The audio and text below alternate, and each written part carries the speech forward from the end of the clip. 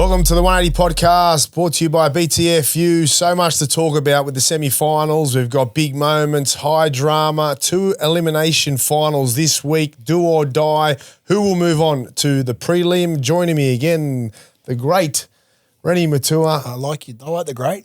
Yeah, I probably overplayed that. And then also our Unibet specialist, Aaron Mace.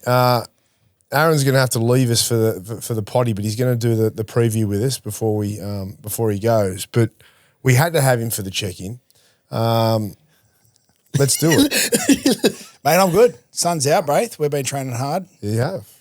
I did have a drink for our mate Sparkle's birthday, but back on track. You actually didn't go into hiding after it, which is a big step in the right direction. No, that's right. Your phone was on the next day. You trained. Full of beans. You know, you didn't have your 3 or 4 days off. You trained 2 days after.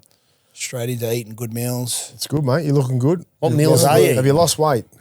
You look like you have. I haven't checked. I'm staying away from the scale for another couple of weeks. Yeah, I don't jump on the scale. I'd like It actually turned me off jumping on the scale last week because I thought I'd lost more, but yeah. Very high protein diet, Aaron. So you're doing well. Let's get to Aaron. How are you doing, mate? Well, actually, last week I did not eat a carb until Saturday morning. I lost 2 kilos, so I'm actually happy with Because that. he done a shit. Is alcohol a carb? Alcohol's a carb, isn't No, it? tequila sodas aren't. Yeah. Mate, you're a walking Charlie Sheen. Like, there's a doco on him at the moment. You're not far away. But he's doing better, Charlie Sheen. He's 7 years sober. Yeah, you're 7 hours. Yeah, he got there. He gets there eventually. See, let's be honest. You're a bit off the rails at the moment, aren't you? No, I'm not off rails.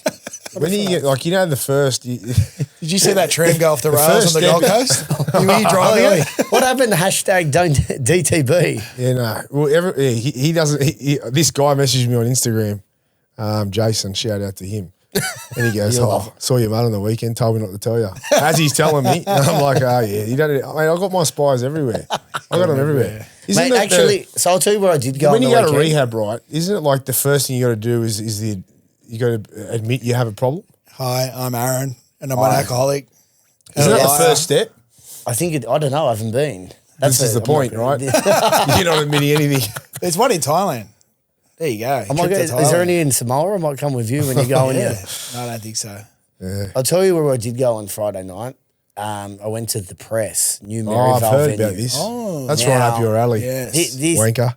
What's that? Oh, wow, pot calling kettle. Hey, you've taken over. I'm low key loving these it. days. I'm loving this. I'm low key. How's Don't loving this. Oi, don't. Well, look. Don't palm off to here because I'll come back Yeah, at you. excuse me. I'll let you off the hook You here. have. So Yeah. I've obviously going through a little bit, no longer in a relationship. You're now in a He's relationship. making that well known, isn't he? Oh, hang on. I am, no. I know where this is going. Yeah, well, where's it going? No, mate. How's everyone else Aaron, here? I'm very much single. Are you? Okay. There was a gulp as he said that. Did you see that gulp? It's just the fireball. See that grin you gave me at the start of this? I was just waiting to But hit you the know ball what? back Whether in you're there. single or not, Rennie, I'm just happy. You know, I'm happy for mate. you. Look, I'm happy. Training hard, looking good. Yeah, I'm very. You deserve love I'm anyway, very if it selfish at comes the your moment, way. Braith. It's all about me. You know what? Selfish is the new selfless. Yes. You know, like Yeah, we're put going beef- down Dr. yeah. Phil again, but Yeah. you prioritise yourself, That's then right. you're better for everyone else around you. Aaron? Oh, wow. Oh, sorry. Can I just say it was also a very tough weekend for a Rooster supporter. It was It wasn't for me. They were dog shit. they were dog shit. They were abysmal. It was so hard to watch because they weren't even near, like they gave themselves zero chance and really don't deserve to be anywhere this year after that. And it showed some deficiencies there in key positions and Definitely. and also, but you know what? The shining light is that they'll be a top 4 team next year easily. Easily. But they got to get their shit together. Like that was so bad. So bad. Well, I'll agree with that, and especially with those young players getting experience, Braith. You know, so early in the year, now they've had a full year of first grade. You know, it takes 2-3 years to become a qualified first grader. Yeah. But because it happened so early in the season for them, they will be better off for it. For sure they will be. I think their D was still very good. Like I was out at the game, their D was good, but their attack was just, as you said, you called it I think you would call it the start of the season. You said they're going to be a team that's going to surprise a lot of people at times. It would be very disappointing, the team with that young side and inexperience. You said it I think as well. the best analogy for them is if you went to watch horse trials, like the trials, and they'd be your pick for next year, you'd pick that horse. You'd go, Definitely. they're the team I want my money on 4. next year. You know, out of a trial. But like, if you like, what I mean is this year for them, even though no year's a trial and you want to win every season you play, if you did judge it that way and looked at every team this year, who would be the big improvers next year? They to me stand out because of what you just said, and then DCE going there, and we saw in the halves how much, and you know, there's been speculation around it, but Savala's kicking game wasn't up to scratch. Semi still needs to learn that semi-final football is different to club football. He just didn't look himself though. Just the There are amount of times he just went across. Yeah, but field it's and went because turn the in. way he plays, right? You know, a lot of people talk up the Walker brothers as coaches, and this is where I have a question mark. Is that, you know, it's either spectacular or it's what happened on the weekend, and you can't. You'd win a lot of games. You'll be on a lot of highlight reels. You'll be in demand from clubs, but at the end of the day, it's all about winning a premiership, and to do that, you need control, composure. And you need to take the high percentage play when you need to. And he doesn't know what a high percentage play is. And that's great during the season, but You've always got next week. you know, hey, During the season, you've always got next week. you've always got next week. There are That's- levels in semi-finals. There you go. I think, and just on that, I think it showed how good the signing of DCE Yeah, is now. and we'll talk about Has that been we'll talk about announced? that later. Okay. We've got to get on to the juicy bits here. Aaron, we'll come back to you for the preview. All right, big news, Ren, with the scandal, the alleged messages and alleged betting in regards to Brandon Smith and exchange of messages with Victor Radley, who's been accused of nothing and has been charged with nothing. But, you know, the optics of it don't look great in terms of, you know, what happens to Victor and what happens to Brandon. Just don't want to go into this too much. There's a lot of legal around it, and we're not going to dive into it. What's your thoughts on it, Ren? Yeah. My thoughts initially, especially when I saw the text messages come out on the news last night, is what does Nick do, especially with his zero tolerance policy. So it's a tough situation, especially the legality of it is how do you prove anything was ever exchanged? I don't want to go into it too deep, but it's backed Nick into a corner now, and is he a man of his word? You know him a lot better than me, Yeah. Braith. What's your thoughts? Yeah, I think I think that Victor will be gone. I love Victor. I see him every week, every day in Coogee. He has coffee where I do. Talk to him every morning. Champion bloke. Yeah, he's a good guy. Champion bloke, and he's always got his little fella there. He's got a young family, so it's not a good situation. But I just, you know, I've got to be honest. If I'm Knowing looking Nick, at it, yeah. and I'm looking at what Nick said, and kind of looking at the alleged text messages, Yeah. I think he's in a lot of trouble. I don't think he'll be at the Roosters next. Yeah, okay. My other concern is the other 6 players that were there. I have no doubt that they'll be dragged in. They would have already been dragged. Okay. Would there be an honesty test? You know, there's a lot of mitigating circumstances here, you know, that could, and this is just my opinion, possibly sway Nick's decision if he had to get rid of more than one player. I don't think that's going to happen. Okay. That's just Yeah, I don't know. Like, no one knows, you know, what's happened. It's all Exactly. alleged. And the only reason, you know, there's kind of that it's not looking good for Rads is the alleged text messages. yeah, of course. You know, I don't think the other players are going to be or will be dragged into it because what are you going to say? What are you going to do? Well, this is going to drag us further into the conversation. If I had anything to do with it, Yeah. I wouldn't let my mate be thrown under the bus. Me personally, that's just my opinion, Braith. Yeah, and that's it's a who I fair am. call, but morally as a person and who I am as a man and my loyalty to my friends, I don't know. It's a tricky situation. It is. But no, Victor, he wouldn't want that. Of course. You know what I mean? So I don't know. Neither of us know the situation. Yeah, of course. We're only going off what we've read and what we've seen on TV and in the papers. So yeah. Anyway, I don't think it's a tricky one. So we don't want to get too far down fair that. enough. Let's All move right. on. Let's move on. First, let's just touch on the games, like the weekend's games. I think. Well, let's start with. I mean, do we want to start? Let's just go to the Broncos Raiders. We may as well. Wow. I mean, that was. I reckon it's the best game I've ever seen. It's the best game I've ever seen. Like I think in my time, the grand final there where the Cowboys won and against Brisbane, that was epic. Where Thursday got the field goal and the kick from the sideline hit the post. That come to mind. But like watching that game, the roller coaster of emotions. Canberra won it 2 or 3 times, and then you got Reece Walsh, how brilliant he was. Wow. The field goal that hit the post, the 10 in the bin, the headbutt. It had everything. Yeah. And what was it? The 89 grand final when Benny Elias hit the crossbar? Canberra, yeah. That comes to mind because that is, it was so long ago, and I remember being so devastated for the Tigers. I don't know why I was going for the Tigers. I was a Raiders supporter as well. I don't know, but that does come to mind, that game.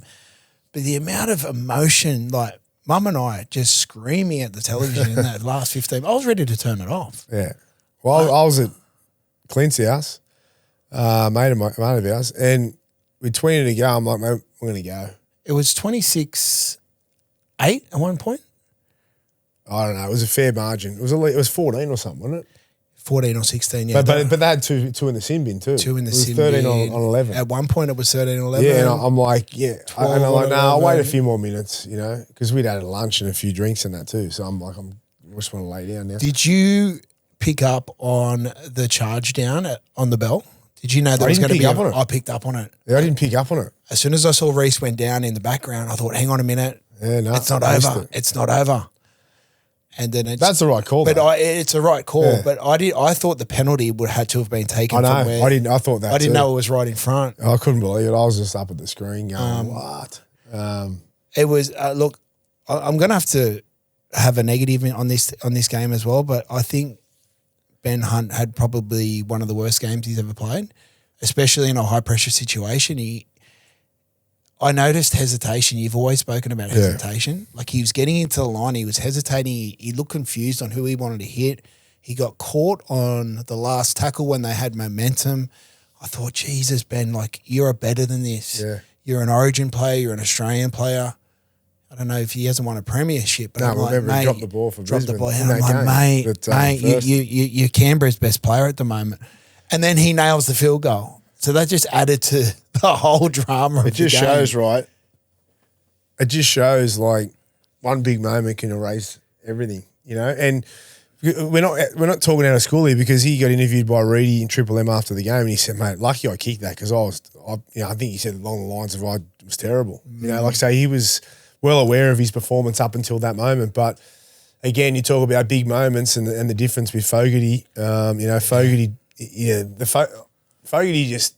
Unfortunately, I was worried about that, and we've spoken about it on this podcast. And I had a number of you guys who watch and listen message me after it because, he's just fallen short a couple of times, and he's still got he's got this week to deliver, and then the weeks after. Do you think the goal kick that he missed, that threw him off for the rest of the game? Yeah, he's definitely thinking in his head. Even they're like the field goal setup, they got to the right post. Still should have kicked it. Like it was right in front. You can miss. Like I've had enough field goals in my career to hit them that close and still go over because you don't need to hit them sweet. I did hear 360's take about Hudson Young's or maybe Matty Cooper's take that Hudson Young got in the wrong 100%. position. But I don't think enough teams these days practice. If they practice the field goals, you wouldn't think so. I watch it these days. Back in the. Do you remember we used to practice black set? Every time at the end of the session, and I did it for all the clubs I played for. It was standard, and I still think they do. But like even Canberra, Brisbane, they didn't even go for the field goal in the first 5 minutes in extra time, and they were like they got tackled twice in front of the post. Yeah. Like, it's like, man, you kick it, you win, and you're 10 to 15 metres out. As I said, you can miss-hit it and still go over from that close. The 7 tackle rule, I think, puts him off and, Yeah, but and mate, bluffs him into a, you know, like it just really deflates their confidence. But, if as a first grader from 15 metres out in front, you shouldn't miss. Yeah, DCE kicks him left-footed in, like from that position. They should have gone 1 point up, put Canberra under pressure, and they didn't need to go that extra 5 minutes and then into the golden point. But what a game it was, and it's been covered to death, this game, because it was. Where would you rate that up there as one of the best you've seen? Well, yeah, in recent times. I mean, it just had way more drama than every other game that I've seen. I know they've mentioned the one where you kicked a field goal. Yeah. I just feel like there was just maybe a little bit more. A few drama. more incidents. There's a few more right? incidents. Yeah. All right, we'll stay on the Broncos here. We got a few of we got Reni's fireball hot take for this week. So Reni's fireball hot take for this week is Kotoni Staggs. He single-handedly just kept that team in the game. They were gone, especially when they had 11 on the field. He took some really tough carries out of the back end. He found space. He got a quick play of the ball. He just gave him that little bit of momentum to hang in there. And I could have easily given it to Reece Walsh or, Reece Walsh is the best player on the field, but he was the most important, I reckon. Well, I mean, it's hard to say that. Sorry, that's probably wrong. How would you put it? You know what? If he's on the field, I don't think they win. No, I couldn't agree more. Payne Huss, his leg was gone. Yeah. Pat Carrigan was in the sin bin. They had no go forward. Yeah. They were trying to Mariner. They were trying to get behind the ball. Kotoni would just go, give it to me. He carries out of their end. Give it to on me. that right side. Okay, even when he went to fullback. Even when he went to fullback. And one thing to keep an eye on, the first try they scored, and this would be Canberra this week, right? And their right side defence. Brisbane set up a play to the left, and Kotoni left his right side. They isolated him on the left side. Correct. And then got the right-hand side defence of the Raiders, which was where they were vulnerable. So he went between Hosking and Fogarty. So this is where Sharks will go this week. That's just on that note. So that was the intent of Brisbane early was let's get at the right side defence of the Raiders, which we'll talk about a little bit probably in the preview. But that was big. But Kotoni's been great all year. I think he's been their most consistent all year, like a constant. As when Payne Haas, him and Payne Haas. You saw the talent in Kotoni, and there's been years where he'll go missing for a few weeks. Yeah.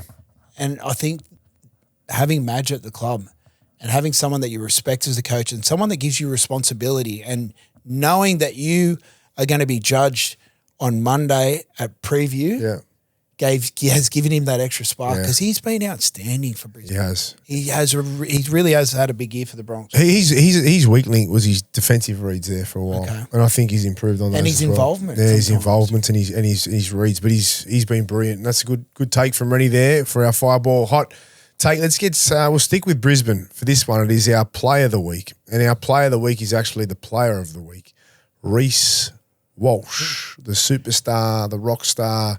The beautiful, light-eyed, bright-eyed, good sort with perfect hair, great skin, and beautiful nails, and also eyebrows to die for. Did you see the AI going around? Yeah, about the criminal shot, that one? No, he's doing a tutorial where he's doing his makeup, right? Mum calls me in. She goes, have you seen this thing on Reece Walsh? And I go, what?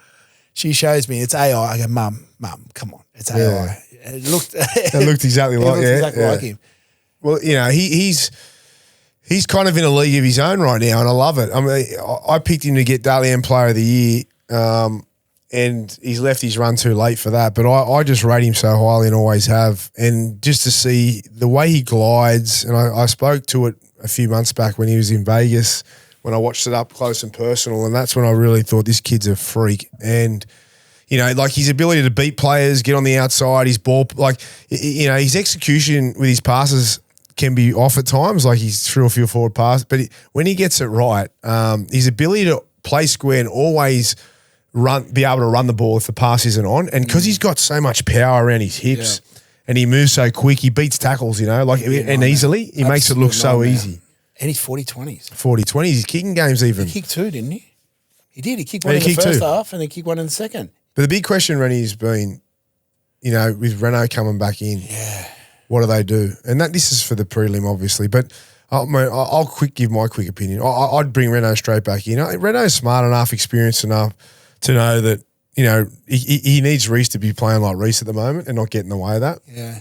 And I think he can free him up and still stick to the game plan and take a step back from what he'd usually do. Can you see a silver lining in Reno doing his hamstring and being out of that team for 6 weeks? Yeah, I do. I can. It's unlocked him. Yeah. It's unlocked Reece, and he's believed in his ability. Unfortunately, Reно's had to get injured. Yeah. But Reно's probably looked within and said, okay, I don't need to do as much. Yeah. I just need to get him the ball. So that's the only silver lining I see in him doing a hamstring, but he has to come straight back in. And Reno's too good to not realise that, and not to, and Reno's owns it. He's gone to. I think it's since he's been injured. Yeah, is when he's gone to another level because he's had to step up. He's had to step up. Yeah, and I think that unfortunate for Walters with the ACL, he's out anyway. So I would actually. If Walters wasn't out, would you have Reno and Walters in the half? Yeah, and I'd put Hunt at 9. Yeah, at 9. Yeah. You take Pakes or out? 14. Whatever, 9 or 14. Yeah, okay. But I'd do that, yeah. Okay. Yeah, because that would steady. Reno that keeps it the same, but you're probably getting a bit more quality with Reno instead of Hunt. What about the long kicking game now? Reno's got to put his ego aside. That's what I'm saying. Yeah. And I think he will. I'm backing that. I think that like I've been saying all year with every half, it's like it's not always your performance. It's the guys around you and how good you make them. And you even look at Hunt, like we're critical of Hunt on the weekend, but look how Reece could play and Walters and those guys because Hunt was playing the way he was, even though it wasn't great, right? Since he's been there, it's not almost and I said it about Galvin, and I think this is what Sexton was underrated with. He's not a superstar. He's going to set up 1,000 tries. But when Sexton was playing, Kickout was flying, Crichton was flying, and Sherry was flying because they were getting quality ball. He was squaring the defence up. And, he wasn't the superstar playmaker like Reece is, but the players around him were. And that can never go underestimated. And sometimes people forget that, It's so I think that's the case here is like, okay, we've realised that Reece needs the ball when he wants the ball. Yep. We realise that if he wants to get the first receiver, if he wants to kick early, he wants to let him do it, and Reno can good game manager. Just get the game on. Yep. Yeah. Couldn't All agree right. more. Let's move on from that. Now, this next one, what, let's get to it. This is the fuck up of the week. And Reni, you're big on this one. The Bulldogs and their team selections before last week. It's been since. So you're saying for a while now? It's been for a few weeks. I really questioned Bailey Haywood starting at 9, right? And this is no knock on Bailey Haywood. And I use this analogy, right, Braith, and you get the feeling, and I used to get it. I'd look around the dressing room before a game and I'd look my teammates in the eye and see who's ready. Yeah. And because I was a young player coming into a squad, when you guys were so successful, I'd look over at you, I'd feel confident. I'd look over at Oga, I'd see Mace, I'd look at Sonny, I'd see Tong, I'd see the boys, Lobby, everyone. I felt confident. Yeah.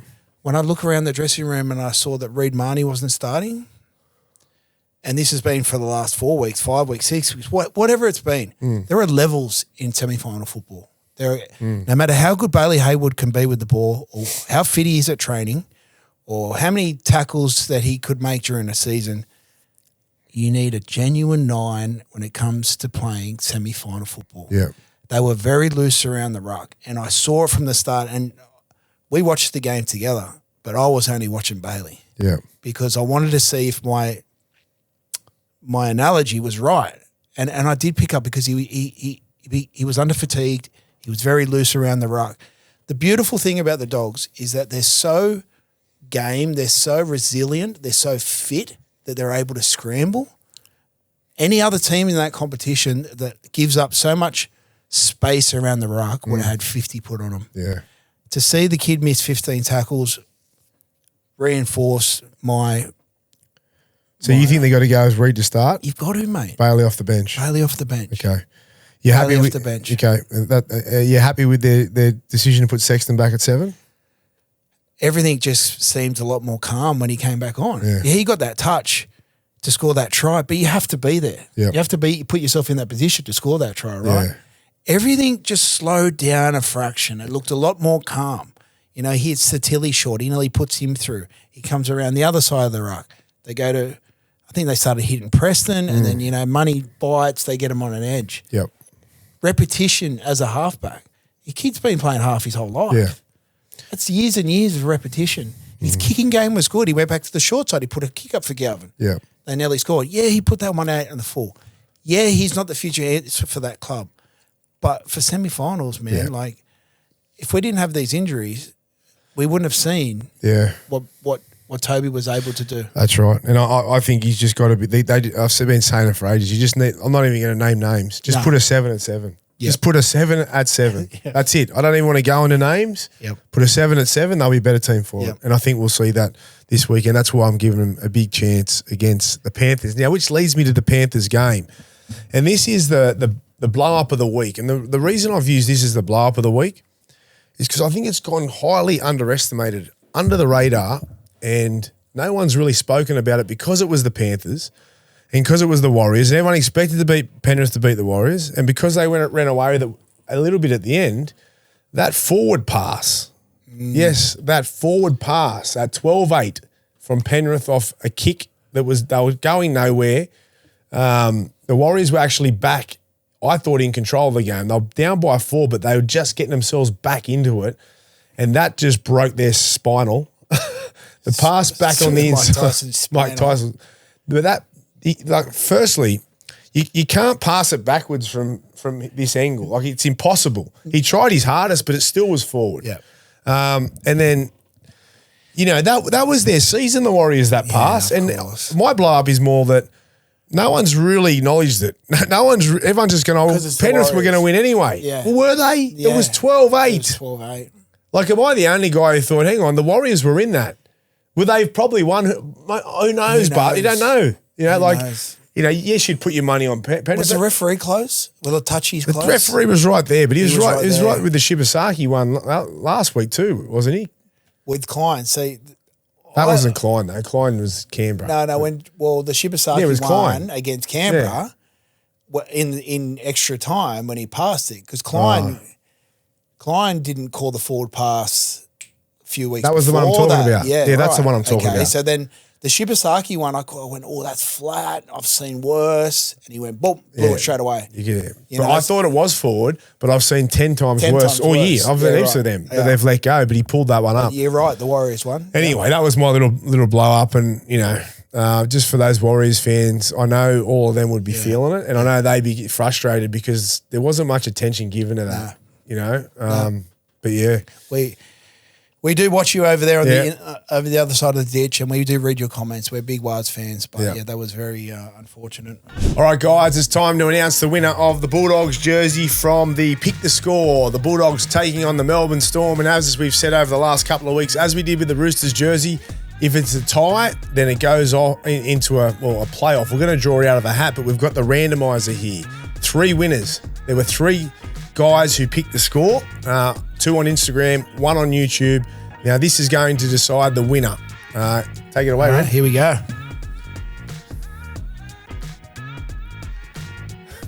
Wheel of Fortune. And the winner is, for the Bulldogs jersey, Paddy McNabb. Paddy McNabb, you are the winner of the Bulldogs jersey. Well done, Paddy. You picked the score. You got the winner. You won the playoff. Well done, buddy. Go the Dogs.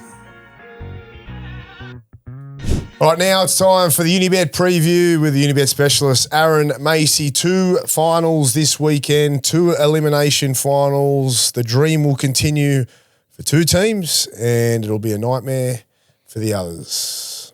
Yes. Or a long weekend. I'm throwing to you, mate. So that you are. Firstly, or a long weekend. And a long weekend. The rehab. It's like Charlie Sheen's back. I'm throwing you as a specialist, and all you had to take it to was a bender after losing the game. So I looked at him, and then it just brought back memories. He's blaming you now. He's blaming you.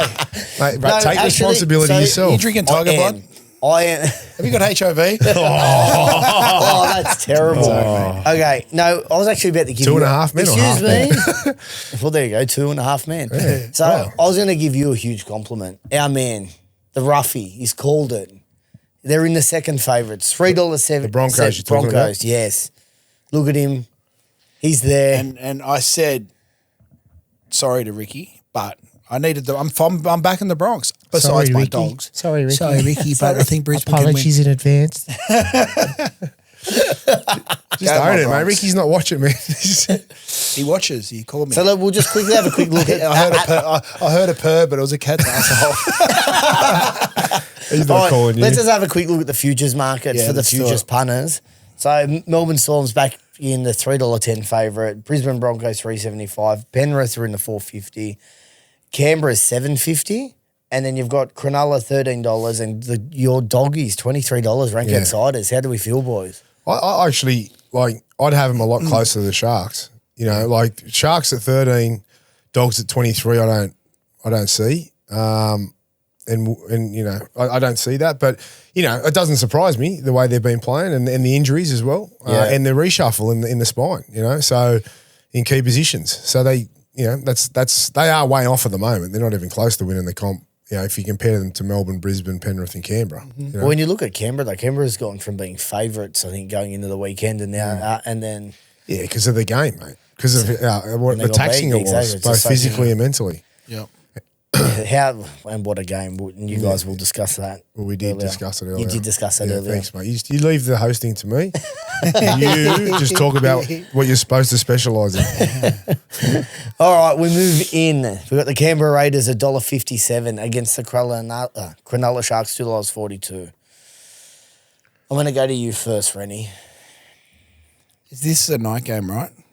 Yeah, so the conditions will definitely suit the Raiders. It was such a taxing week for them, you know, was it 2 or 3 times they thought they won the game last week?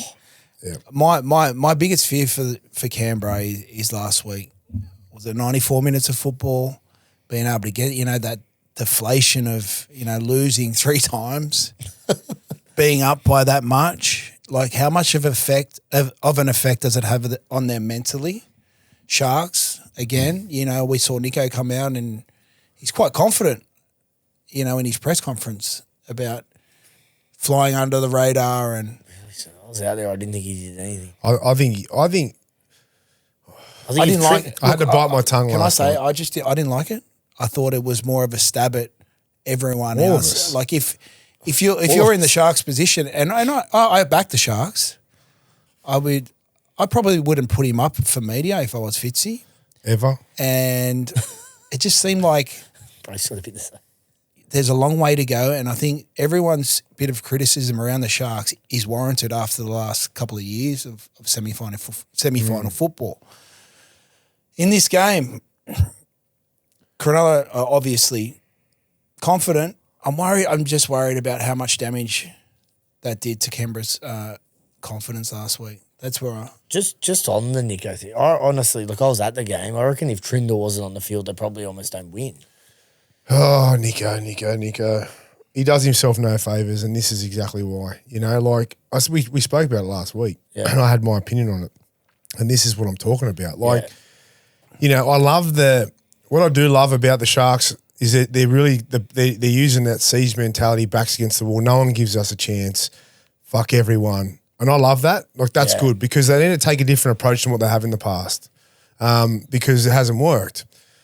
The problem is with this and Nicho is, you know, what he said is probably right, but for good reason, like Reni just said, because he hasn't delivered in big games under pressure. So why highlight that even more? Because now, right, everyone, including me and you guys here and 360 and everyone else, the Channel 9 guys, they're going to be going, mate, you're having a crack at all of us right now for having a crack at you, but you haven't delivered yet. And now you're putting more pressure, more onus, more expectation on you after you coming out with because he was arrogant in that, and that's fine. I love arrogance. Yeah. And I hope he delivers. Come out, mate, and deliver now. But now we're all watching. And you know what happens if he doesn't deliver and they get eliminated? People are coming harder for you. 100%. You know, because, you know, you've put a bullseye on your head. And that's like if I'm Nicho, I'm letting the other guys, Mulatalo, all of them come out. Like even Fitzy in the press conference had that, which he never had. Yeah, no one's giving us a chance. Like, I like it. That's good. They're playing the game. Beautiful. You got to take whatever you can as motivation to take you to another level to get you. And I like it because I used it in my career. You know, I want to prove people wrong. You know, but you don't come out and say it. You know, you kind of can say, oh, no one's giving us a chance. We'll just see what happens. We back ourselves. You know, no one's giving us a chance. That's fine. You know, like he just took it a bit too far again. Especially after saying it doesn't define. Well, you know what he says? He says, I don't read anything. I don't care what anyone else says, but everyone's been bagging us and we're going to prove. Like, he contradicts himself. Like, you do read it, you do hear it, and you do care. Yeah. You know, so don't say you don't. Like, because, like, that's bullshit. But again, like, I'm probably getting a bit, fired up over it, but I don't really care that much. It's just annoying to me. I just think, it's just annoying. That's how you really feel. Yeah, I always do. That's why we sit here, you know. Like I'm not afraid to say how I see it, and that's how I see it. You know, Nicho has got not only a monkey on his back, he's got about what was it, 100 gorillas that everyone was talking about. He's got 100 gorillas on there. It's not really a siege mentality when you come out and say things like that, right? No. You just don't say shit. We back ourselves. We'll go down to Canberra. We'll give them a run. We'll see what happens at the end. We'll give it our best. That's it. We're confident in our own ability. You can even say, it's obvious that no one gives us a chance this year. That's fine. Leave it at that. You know, leave it at that. Yeah, that's our challenge. Yeah. We're ready for it. You know, like anyway. I don't know who does the media training out there, but I'd just be giving him a bit of advice. I'll tell you who else is under pressure. He's opposite number 7. Our man Fogarty. Oh, and you've been big on it all year, Braith. I have. You know, missing that goal, missing the field goal. Yeah, they were set up on the wrong side of the field. There was so many opportunities. That's his job to set up on the right side of the field. Yeah, he ran it on one play, on the second last. Yeah. And Ethan Strange did that little pop gun kick. Yeah. That's game management, right? Yeah. The jury's out still, Ren. Okay, let's talk about this game because I haven't really given my opinion on the actual game. Now, the Raiders, they still played. They stopped playing footy at the end. Their defence on that right edge was vulnerable. We've said it all year. We have said it. You've said it all year. And it took me back to a game against the Dragons where at Wynn Stadium they carved them up on that edge, kept going there, and that was against the Dragons, and that was their worst performance of the year. On the weekend, Reece come back on the field, just went left. They couldn't contain it, and that's where they're going to go this week, the Sharks. So that's a problem. But I just think, that they're a much better team than the Sharks. And yeah, they've got to, they're young enough to forget last week, even though it's probably a game that we'll never, ever see again or be repeated. But they're young enough, they're confident enough, they've got the team, they're fast enough, they're fit enough, they've got the right coach for it, and they come up against a Cronulla team who, I just spoke at the top of the show about the Roosters. They couldn't have played any worse. They couldn't have played any worse, the Roosters. And and again, no disrespect to the Sharks, because you can only play what's in front of you. But the Sharks were not that good. Nicho, he was good to start the game, went missing for the majority of it. It was Trindle. It was Trindle who was the best player on the field. Fanua Blake was outstanding. Blake Brayley was quiet. He was quiet. He had a couple of moments. But he's still, compared to how he's been playing. Yep. Rudolph, who would have thought he'd have the match winner? What a try. What a moment for him. Yeah. Well done, Toby. That was awesome to see. But if you actually watch the games over the weekend, you watch the Roosters Cronulla game and you go, neither of these teams are winning the comp. If you're actually being serious and you watch it, okay. Out of all the games, you could even question mark the Dogs Melbourne one, but I thought that one was the worst game of the weekend in terms of quality and chances of going forward in this premiership. So I'm going to go with the Raiders. I'm going to go with the Raiders as well. And you just saying they're a young side, they're going the long road like we did, Braith, when we got beat in our first semi. And there was a level of intensity and desperation that I remember lifting after we got beat by Cowboys in the first semi-final. Yeah. We were flying. I think we flogged the Warriors. We flogged Brisbane. We go into the first semi. Cowboys knock us off. It's a bit of a shock to the system. You want that week off. So they're going the long road. They've got plenty of young, unbelievable talent. They'll learn big time from that game last week against Brisbane. I think they'll be in Canberra too. In Canberra at night. And they are they're in better form. They're in better form. Yeah. Regardless of the loss. They're playing a Broncos team who are now close to favourites to win the comp. You know, so again, you use the horse analogy. If you're looking at it, at the racing, they should win. Yeah, we'll go with the Raiders. But Cronulla can take plenty of confidence out of the last time they played them in Canberra when they got beat on the bell. Yeah, and you know what? The Raiders are tough and stay in games. And I don't want to disrespect them and say they will compete till the death, and they can beat the Raiders. But I'm just thinking, like everything I just said, the Raiders should win. Yeah, I agree with you. All right, we go to your doggies. $3.27 against Penrith Panthers, $1.34. Okay, yeah, with this one, I mean, we spoke about the positional changes earlier and the significance of those. When I look at this, that's with the Bulldogs. When I look at this game, no one's given the Dogs a chance, and I've got a bit of a different take on this. I think they've made some really good calls and ones that we've spoken to and wanted for a while. I think it holds them in good stead, and I'm just going to go to the Panthers. Like the Panthers, the only reason everyone's got them as high as they do is because they've won 4 in a row. If you actually took those 4 in a row out and you've watched them the last couple of months, Fantastic point. There's no way they would be as popular in the market. People would be tipping them as they are, and they'd probably be saying the Dogs are on level terms here. Like, if you watch that game against the Warriors, they were okay. They got the job done, and Cleary's kicking game really kicked him into it. But there was also the moment we spoke about earlier where it was a forward pass at 12-8 where the Warriors were just getting back on top. Everyone's completely overlooked their form and just looked at, they've won 4 in a row, they've got Cleary, Edwards and Yo and all that, right? And I understand that because everyone's expecting them to be better this week and to lift in the finals. It doesn't mean they will. So I'm actually giving the Dogs a red-hot chance. I'm actually going to tip them. Yeah. I'm going to tip them. Of course I'm not I'm not tipping them with a great heap of confidence because of their form and their changes in the key positions, and I don't know where their head's at. Not sure if Crichton's going to play or not. What's your inkling? Do you think he plays or doesn't play? I don't think he could with the injury they've said he's got. I've heard it's not as serious as they first thought, and I'm the king of syndesmosis, their long-term injuries, but I believe the scans have come back pretty positive, and that he'll play the prelim. Okay, yeah, okay. Yeah. How do you become the king of syndesmosis? Is that I've had they give you the king. It was like the chief of Samoa. Of Samoa. I'm the king of syndesmosis. 2 We ankle learn reconstructions. We learn something every day on this podcast. I wore my moon boot out at Sapphire many times. You did too. Then you didn't rock up on Monday. What are you thinking then with this? No, let's bring the crowd into as a factor as well. They're expecting 70,000. Yeah. I'd say they won't be loud at all, will they? 70,000. Actually, I'm going to Joe Bell's on Friday to film. Oh, you're doing Triple M? Yeah. I was there yesterday. She said to come in. Is that Friday tomorrow? morning. Friday morning. I'll see you there. Are you coming? I'll come down. Yeah.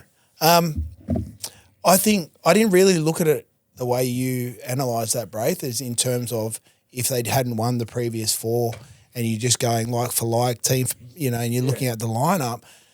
Like, I still have question marks over Casey McLean and Blaze Talangi defending on the left edge. Yep. The left edge? Yeah, it is. There's opportunity around there. I mean, the only thing that makes me feel uncomfortable is Cleary.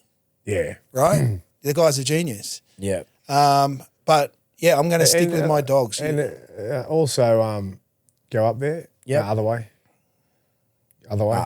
You mean down? Yeah. Well, mate, what's the other way from up? If Mitch Kenny doesn't play too, I think that's a big loss because they missed him on the weekend.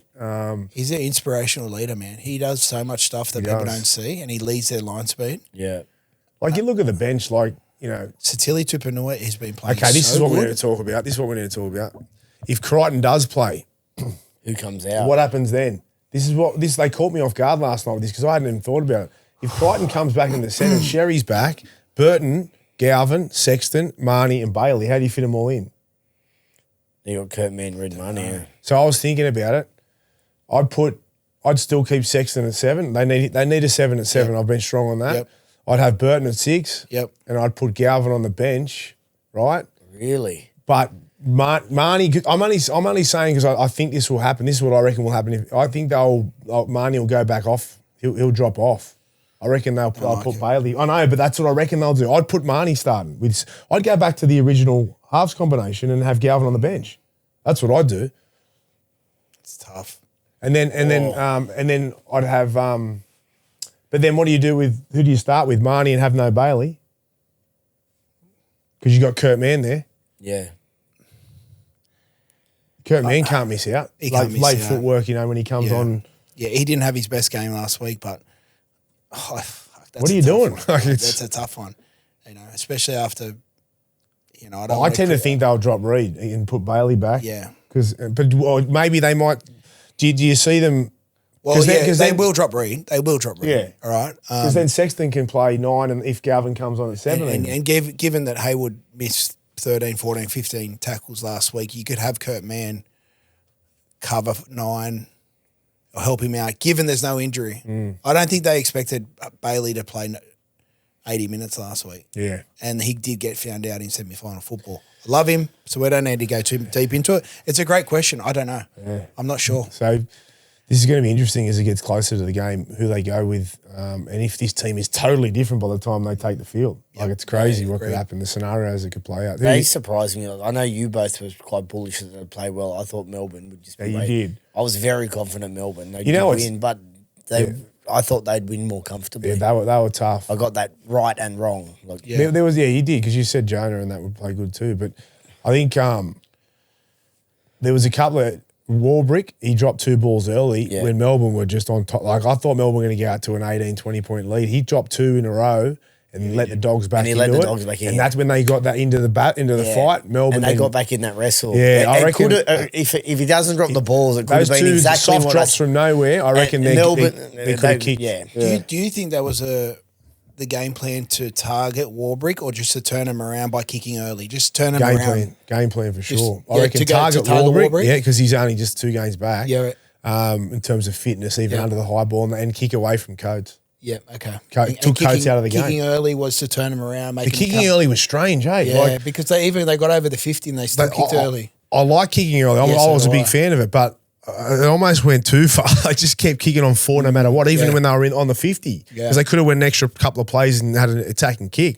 And people might not think that one play is a big deal, but that's when you accumulate that over a period of the game and you're kick chasing, you're zapping energy. Yeah. You're zapping energy. Yeah.